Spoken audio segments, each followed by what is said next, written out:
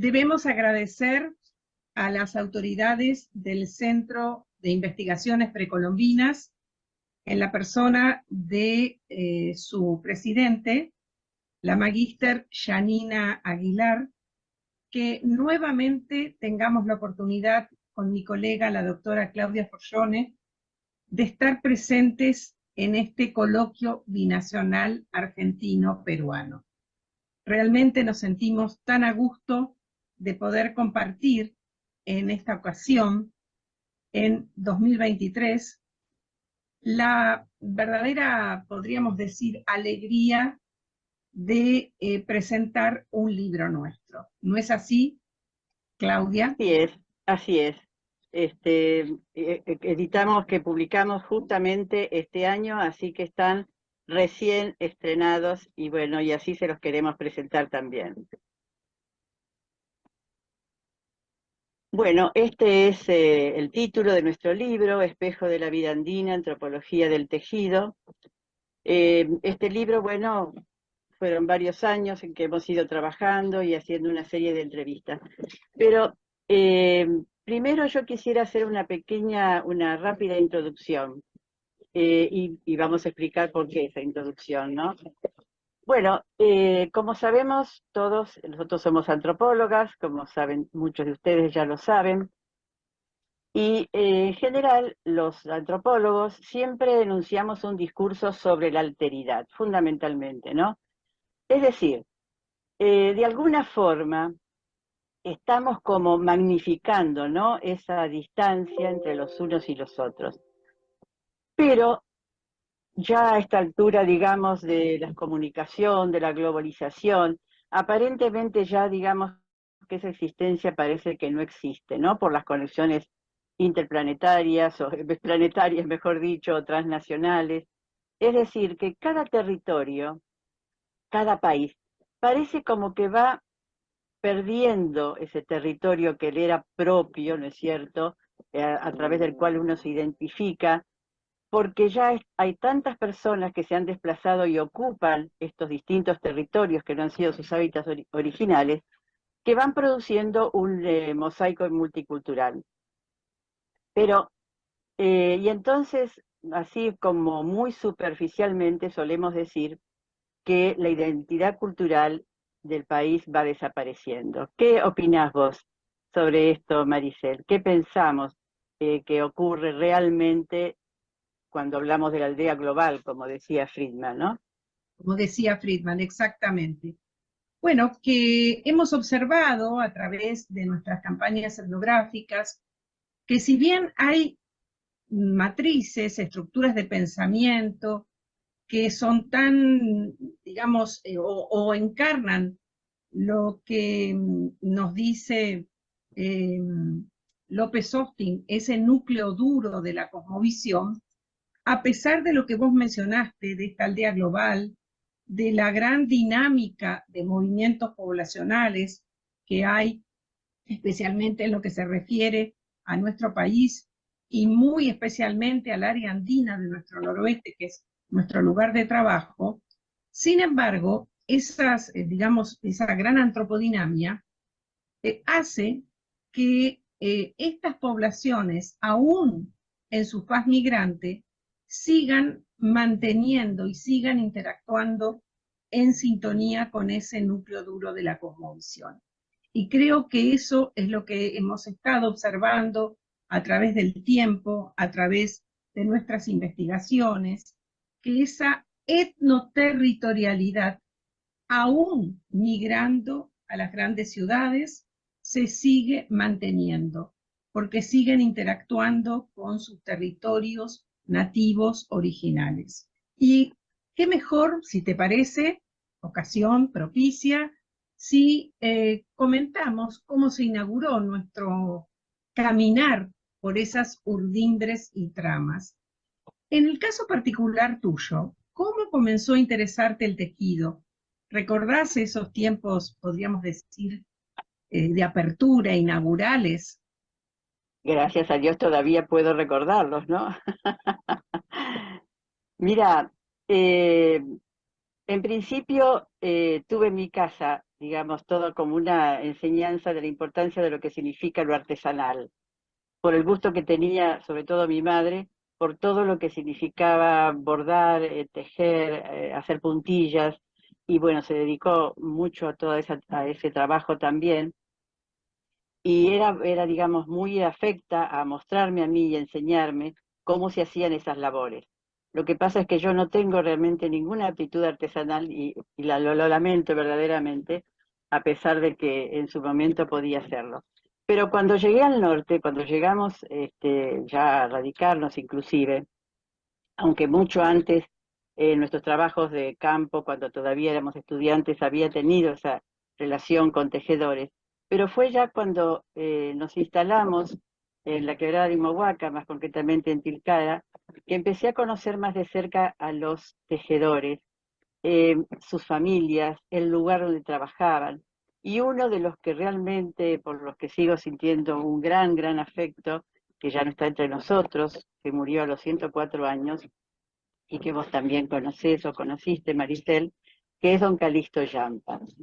Y cuando trabajé en mi tesis de doctorado, fue una de las visitas, largas visitas que hice, me instalé en Abrapampa, y bueno, él ahí me enseñó, me mostró cómo se tiende la urdimbre, qué significado tenía el tejido para él, qué significaban sus animales del cual extraía la lana. De manera que fue realmente una experiencia muy valiosa y son esas experiencias que dejan signado, ¿no?, a las personas, sobre todo cuando se ve en las personas la pasión por lo que hacen, el interés por lo que están haciendo y además, en el caso de don Calixto Yampa, en el interés que tenía en que los demás también lo conocieran. Ahí fue, digamos, mi rito de iniciación se dio en Abrapampa, justamente al lado de don Calixto Yampa. Y ahora, bueno, ahora contame lo tuyo, que para vos está mucho más fresco que para mí. Bueno, en el caso mío es el monte santiagueño, ese verdadero territorio mágico, maravilloso, que me hechizó siempre, que, como sabemos, es el portal de acceso hacia el noroeste argentino, así que podríamos decir que también estamos muy cercanos al área andina, hablando del monte santiagueño. Y es, digamos, tiempos en los cuales tomo contacto con las tejedoras del departamento San Martín, que dio como fruto luego ese libro que escribimos con el padre Giorgio Quaglia, que es Tejiendo la Vida, y conocer en especial a una, que fue, porque lamentablemente ha fallecido, Teófila de Jesús Coronel de Brandán, una eximia tejedora artesanal. No había ninguna técnica que no dominara, y no solamente pude ver todo el proceso, desde el hilado manual, desde la confección de ese telar rústico en el cual tejía, pero no solamente el telar rústico, sino también hacía fajas, usaba el telar de cintura, también tenía con tinturas naturales, maravillosamente, con la raíz de pata, por ejemplo, con el lloro de árbol, con la yerba mate y con tantas otras plantas tintorias que le aportaba el monte, con la famosa grana, que es esa, digamos, ese insecto, la cochinilla, que la dejan secar y luego da ese color hermosísimo, bien de rojo encendido. Y no solamente era una excelente tejedora, sino que también había heredado el oficio de ser rezadora. Así que era rezadora en los velorios de Angelito, por ejemplo, como había sido su madre, por ejemplo. Entonces, conocer a doña Tuli, como se la conocía familiarmente, fue realmente una revelación para mí, y poder acceder luego a todas las otras tejedoras, porque en el caso de Santiago del Estero, fundamentalmente son mujeres las que se dedican a este sabio y ancestral oficio. Y ahora podríamos ir acercándonos, si te parece, a esas etnobiografías que fuimos elaborando sobre los tejedores. Así es. Porque la idea justamente fue hacerlos visibles, otorgarles un rostro, darles una identidad fundamentalmente a estos tejedores que muchas veces, por estar en lugares apartados de las poblaciones de Quebrada y de Puna, ni hablar en el altiplano, que hay mucho más a veces aislamiento, en la soledad de esos confines septentrionales de nuestro noroeste, muchas veces no sabemos, cuando compramos justamente una pieza artesanal, quién la realizó. Y nosotros quisimos, de alguna manera, darles una visibilidad, compartir, podríamos decir, ese fulgor inagotable de saberes en las propias voces de sus protagonistas. Ingresar, podríamos decir, en la intimidad de esas vidas que están tejidas en tantos secretos que nos fueron relatando con toda su espontaneidad, con tanto afecto, personas que pensemos que han aprendido a aquilatar lo que sus mayores les han legado, superando las vicisitudes de esa vida por la que transcurrimos todos, ¿no? Pero que en el caso de ellos tiene que ver justamente con ese acervo, ese patrimonio que vos mencionaste, que han heredado de sus mayores, ¿no? Y muy especialmente retratar qué hay de, digamos, de todo lo que tiene que ver con la ritualidad a la hora de realizar un textil. Que eso sí que queda muchas veces oculto, que si no se indaga precisamente en esta temática, no sabemos todo lo que tiene que ver con la preparación, con las oraciones que hay que decir cuando se comienza un tejido, cómo hay que ofrendarle, hacerle ritos protectivos, ritos purificatorios, y acá también la hoja de coca, esta planta sagrada, están muy vinculadas a la actividad textil, porque muchos tejedores del área andina de nuestro noroeste, antes de empezar cualquier producción, tienen que hacer su propia ofrenda a Pachamama a través del contacto de ese futuro textil, de esos hilos del urdimbre con las hojas de coca.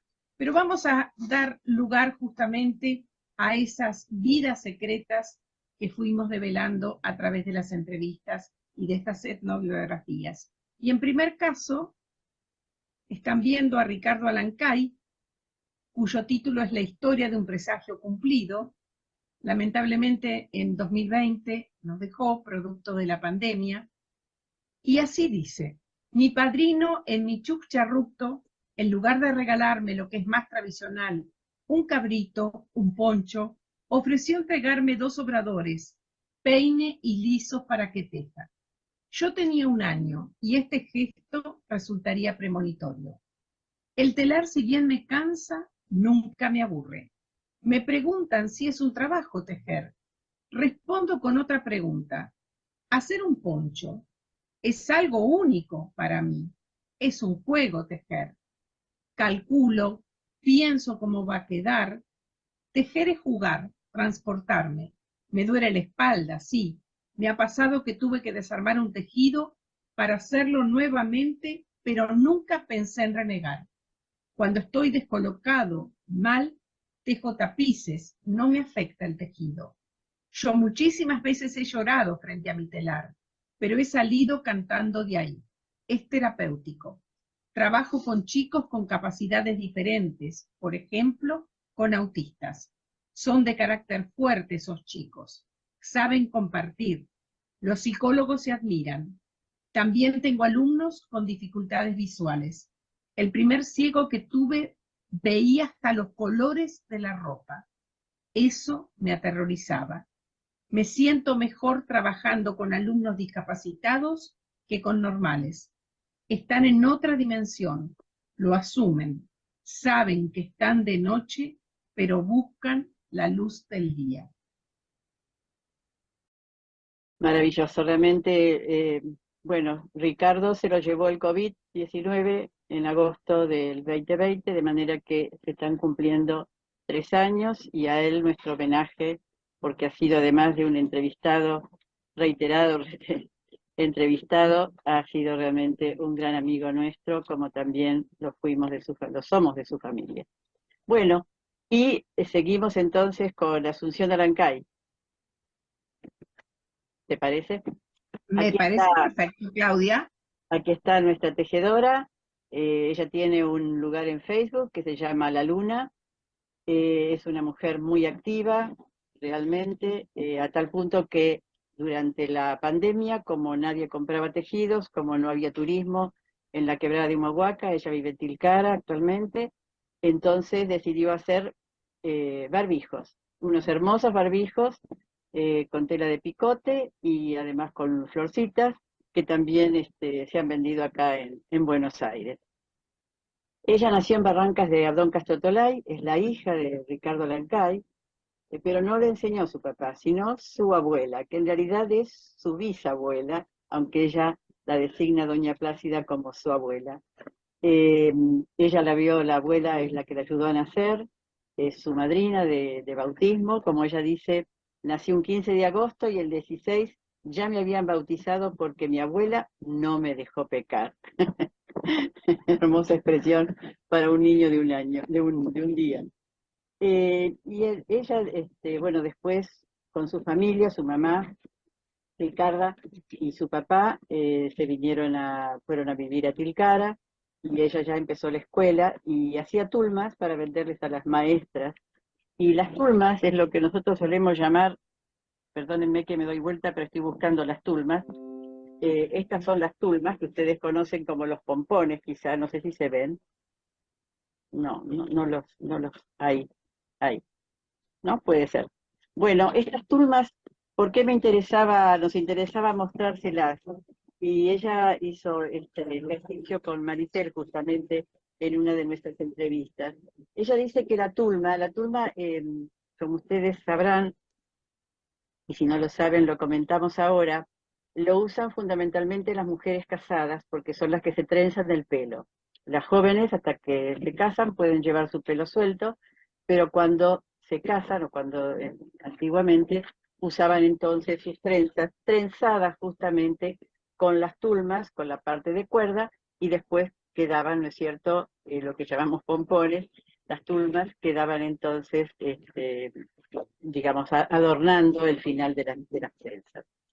Y ella dice, las tulmas se hacían antes para comunicarse con una hija, entre una hija y una madre. La hija va golpeando y la madre va tejiendo. Se teje entre dos la tulma. Es la comunicación que había antes entre madre e hija. Y así charlaban y se contaban las cosas, porque era el único momento para poder charlar, porque si no durante el día estábamos con los animales, o estábamos haciendo la comida, o estábamos atendiendo a los niños, así que ese era el momento, digamos, de la confidencia, ¿no? Entre la mamá y su hija, mientras estaban haciendo estas turnas. Es decir, hay una identificación de la mujer, ¿no?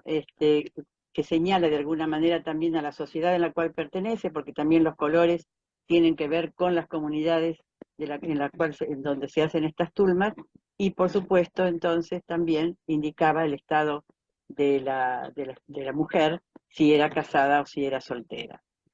Y bueno, ella dice que, perdón, de nacimiento le gustó tejer, y comenta Asunción que fue una de las primeras mujeres que tejió en el telar rústico, no en el telar de cintura, sino en el que aportan los españoles, que a su vez es un antiguo telar que llega desde los romanos, que es el de las 4 estacas, que es el que se utiliza ahora y que ustedes pueden ver en la foto de la derecha, está utilizando justamente ahí también Asunción. Ella aprendió a tejer cuando en su comunidad solamente lo hacían los varones. De manera que este fue como su primer acto de rebeldía, como ella misma dice, y entonces fue su abuela Plácida, o su bisabuela, la que le enseñó, la que le dio los primeros 5 kilos de lana para que ella pudiera comenzar a aprender. Si te parece, Maricel, ¿algo más? No, no, está perfecto todo lo que Segui- mencionaste, Seguimos. Asunción, una querida amiga. Y vamos a ir ahora a continuación con la etnobiografía de Marta Yolanda Valdivieso, que vive en Purmamarca, que es especialista y da clases también de hilado. Tiene un lugar que se llama La Pushka, incluso es verdaderamente su casa taller, porque allí recibe a sus alumnos, también comercializa lo que ella teje, y nos dice así: nací cerca de las Salinas Grandes. Venimos de una familia de tejedores maternos y paternos. Desde niña mi mamá me enseñó a hilar en la pushka, a tejer medias, guantes con 5 agujas. Ella tejía para vender y yo debía tener dinero para mis hermanos, porque soy la mayor de 6. Así comenzó mi vida de artesana. Yo lo veía cómo trabajaba mi mamá noche y día para darnos de comer. Recuerdo que ella vendía tejidos, hacía guantes, medias, chalecos, y dice a continuación: era tejedora de hilo de oveja y llama. También le debemos mucho a mi bisabuela. Todo lo que hoy sé de mi cultura me lo enseña ella, perdón. Un ser tan generoso. Yo pongo el nombre Pushka a mi taller en Purmamarca, como les dije, y también a mi pequeño hotel, en honor a mi bisabuelita que murió cieguita. La Pushka es una herramienta tan simple. Solo es un palito y algo redondo que hace girar. Ha sido creada por nuestros abuelos y no ha sido superada por el paso del tiempo. Y algo muy lindo que dice Claudia es, si querés comentarlo, Claro, con respecto a cuando ella vende una prenda, ¿qué es el sentimiento que tiene? dice, cuando nosotros vendemos una prenda, se llevan parte de nuestra identidad, parte de nuestro espíritu, de nuestro bienestar en este mundo, porque debemos estar bien en armonía para que nuestro tejido salga bien. Si estoy renegada, el tejido te va a ir mal. Y recordaba que mientras buscábamos también qué pensaban las artesanas de Bolivia o de Perú, encontramos una referencia en un trabajo de Elvira Espejo y de la doctora Denise Arnold, justamente la persona que hace nuestro prefacio, que es de Cacachaca, en el zona sur de Oruro, eh, donde explican muy bien una de estas tejedoras, que las entrevistadoras le hacen la misma pregunta que le hicimos nosotros, o que en este caso espontáneamente dijo Yolanda, y dice en aquel caso que cuando ellas venden algo, dicen, te he dado mi propia mano, ¿no? Ahora, qué interesante cuál es la percepción de aquellas tejedoras y la percepción de también nuestras tejedoras de la Quebrada y de la Puna, que también ellas entienden que al vender un tejido, que lo necesitan además, y para eso lo hacen, sin embargo, se llevan una parte de esa identidad. Realmente es muy interesante y además emocionante. Y Muy en el caso de emocionante, Marta, sí, no, quería perdón. agregar que Marta dice, yo he sido una bendecida. Es una mujer agradecida a la vida en su humildad, en su forma de ser. Sin embargo, dice, por eso debo ayudar y debo transmitir todo lo que sé. Sí, ¿qué querías comentar, Maricel? No, no, simplemente comentar que también entrevistamos a Lidia Sofía Alejo de Arcay, que vive con su familia en La Puna, cerca de Rinconada, ¿no? Y fundamentalmente que ella nos confiaba que había tenido 10 hijos, 5 mujeres y 5 varones, que tenía un angelito que la acompañaba porque su primer hijo murió al nacer, y nos decía también que había tenido a todos sus hijos aquí solita. Mi marido me cortaba el cordoncito, pero ahora mis hijas, cuando están embarazadas, se sienten incómodas, son flojas. Con la hacienda y el tejido pudimos criar a mis hijos. Creo que esto es muy importante porque fíjense ustedes que realmente con una artesanía que para ellos tiene una significación tan importante y una dimensión que lo hunde digamos, en los tiempos, poder criar a sus hijos nada más que con sus artesanías, indudablemente es un gran logro y una satisfacción personal. ¿Y qué te parece si, porque ya el tiempo nos está quedando muy, muy corto, si comentás algo de de nuestro querido Enzo Américo Leandro Champa? Don Enzo. Don Este es Enzo. el más joven, es el más joven de nuestros entrevistados. En general ha habido muchos jóvenes esta vez, afortunadamente. Y él tiene un gran recuerdo, es el nieto de don Calixto Yampa, quien mencionamos al comienzo de esta conversación. Y él nos dice, de entrada nos dijo, yo no sabía la gran persona que había sido mi abuelo. Y entonces recuerda a él cuando tenía sus 8 años, que rondaba allí al lado del telar de su abuelo, pero que no le daba importancia, claro, es un niño de 8 años, pero que después, ya cuando estaba en la escuela secundaria, su abuelo lo convence de que le ayude y bueno, él va aprendiendo, ¿no? Y lo interesante es todo lo que él nos cuenta referido también a las hojas de coca, ¿no? Dice, decía que antes de urdir no teníamos que comer. Cuando comemos, si estamos trabajando va a faltar el hilo. No como la comensalidad aparece continuamente en los rituales, especialmente en los rituales que tienen que ver en la zona, digamos, que estamos trabajando, de la Puna y de la Quebrada de Humahuaca, ¿no? Cuando comemos, si estamos trabajando, va a faltar el hilo. Es decir, casi es una actitud de ayuno, ¿no? La que tienen que seguir los tejedores para poder realmente empezar y de que todo salga bien.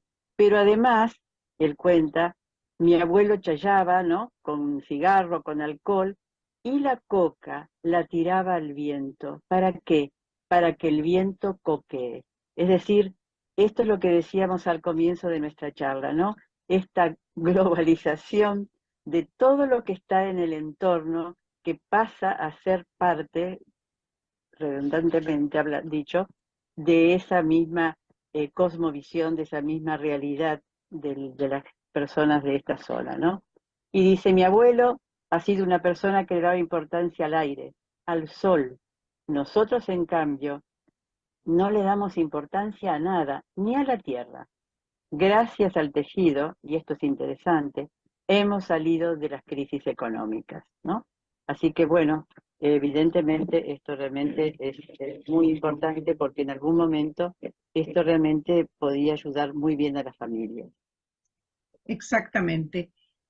Te desafío, Claudia, a que en muy breves palabras cuentes esa experiencia tan rica que tuviste en Tarabuco, en Bolivia. Bueno, esto empieza en una excavación que el doctor Norberto Pelicero, colega y esposo, que ha partido el año pasado, bueno, justamente en esa excavación de un basural, de un sitio basural, donde la gente de la población del Pucara tiraba todo lo que no les era útil, encontró una serie de restos de tejido muy pequeños, de 1 centímetro por 1 centímetro, es decir, realmente nada completo, pero una serie de muestras muy interesantes que justamente Ricardo Alancay, uno de nuestro que tenemos comentado en primer lugar, y su desaparición también en el año 2020, él fue el que hizo el análisis de toda la textilería que se encontró, que fue muy abundante, esos restos de los que acabo de comentar, y bueno, se estudiaron las técnicas al microscopio, de manera que fue muy, muy interesante y muy ilustrativo. Ese libro, que se llamó El Pucara de Tilcara, o la exhumación de la vida cotidiana, eh, se agotó rápidamente y por eso en este libro nuestro decidimos incorporar como un capítulo todo lo referido a la textilería arqueológica, porque así también nos fue pedido por varias tejedores mientras realizábamos esta investigación. Bueno, una de las restos era un resto de tejido con un surcido. Encontramos 2 o 3, más o menos, que estaba surcido, digamos, una prenda ya vieja, ¿no es cierto?, que de todas maneras se había sido reciclada.